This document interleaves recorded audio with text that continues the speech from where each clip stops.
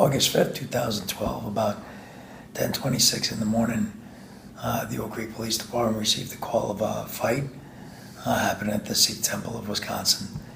I was going to be the first to respond, and as I was getting closer, the call got upgraded to shots fired.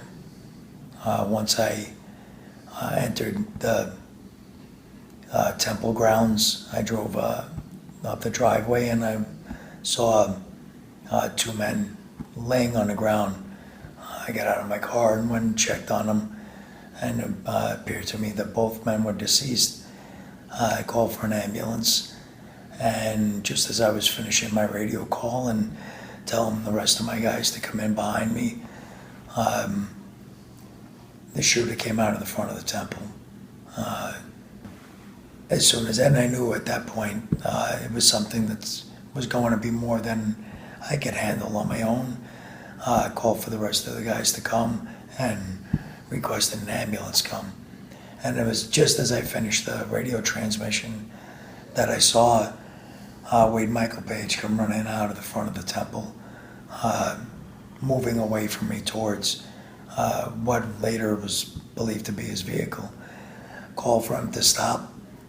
Saw a gun in his hand. He raised and I raised our weapons, and we both shot about the same time.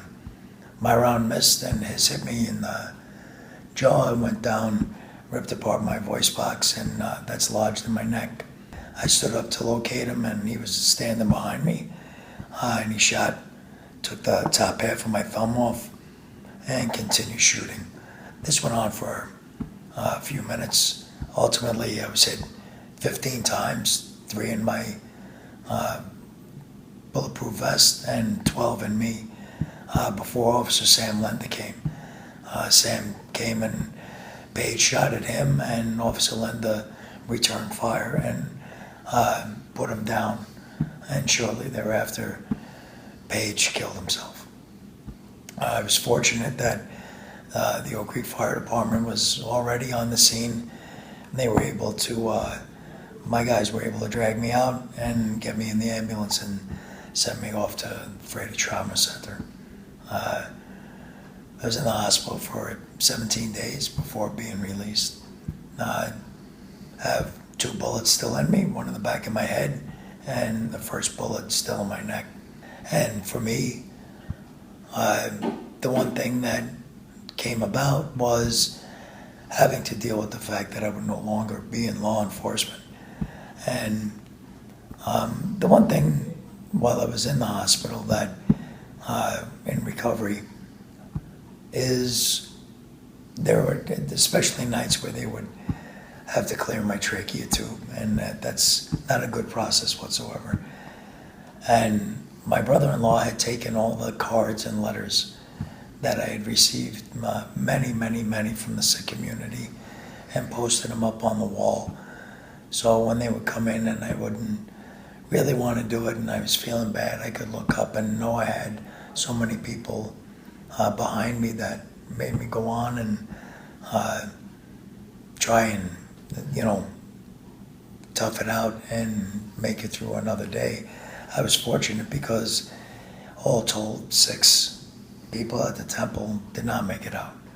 And it's hard for me to feel bad when I knew of all those families that had lost a loved one and would do anything to have them back. So there was never a point where I couldn't understand I need to move forward just because it was the right thing to do. And the one thing that greatly is failed to be appreciated is the correlation of Sikh beliefs and beliefs of, let's say, the American public at large. God-fearing people, hardworking, believing in community, believing in raising your children right, believing in all the things that 99.9% of the American population hold to themselves and hold very sacred, are the same exact things that are the basic tenets of Sikhism. And it's funny, right now I have the ability to go and speak to many people in law enforcement, And one of the first things that I talk about is how 99% of the individuals that you see wearing headdress are not in fact Muslim, they're Sikh. And when you explain it, you always see that look of astonishment in the audience. And really that comes from most people don't know anything about Sikhism. Even though it's the fifth largest religion in the world, they still don't have any understanding. They see certain dress and correlate it to something completely different. I think it's important too, though, one of the best ways to go about educating them is through the National Sikh Campaign. It has that national platform to reach as many people as possible. And really, that's the only way of spreading the message quickly and to make it so everyone who sees this can understand it very simply.